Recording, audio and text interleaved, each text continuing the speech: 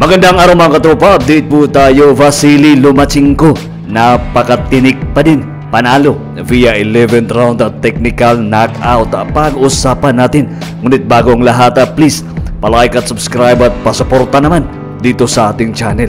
Sa kakatapos lang na bakbakan ni former 3 Division World Champion Vasily Lomachenko kontra dito kay former Unified World Champion George Kambosos, pinaglalabanan nila ang vacant IBF lightweight title na kung saan pangalawa itong si Kambosos at pangatlo itong si Lomachenko dito sa nasabing ranking. Sa kanilang laban, sadyang walang nagawa itong si Kambosos. Nangingibabaw pa din yung lakas at bilis ng isang Vasily Lomachenko. Kahit dito sa early rounds ng kanilang sagupaan, talagang mapapansin na talagang hindi mahuli-huli ni George Kambosos yung mga galawan ni Vasily Lomachenko.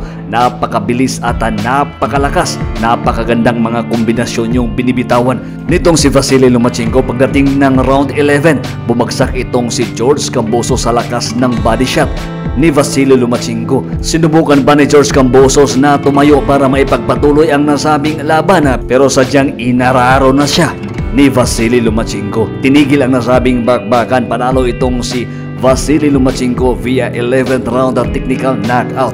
Bumagsak yung record ni Kambosos into 21 wins, 10 KOs, tatlo na ang kanyang talo. Samantala nag-improve yung record ni Lomachenko into 18 wins, 12 KOs, tatlo lang ang naging talo. Si Vasily Lomachenko na ngayon ang may hawak ng IBF title dito sa lightweight division.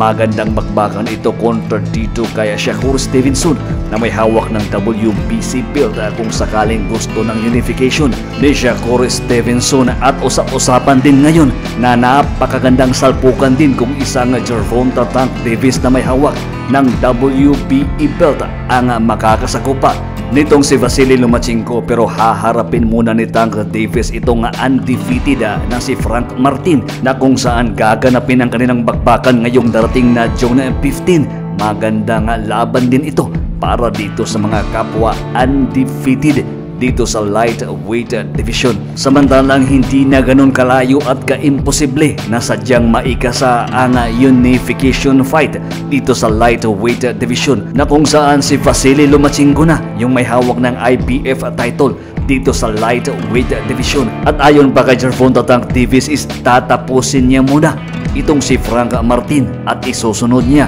itong si Vasily Lomachenko.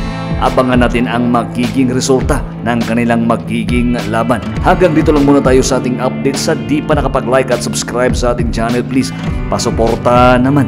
Hanggang sa muli, maraming salamat po.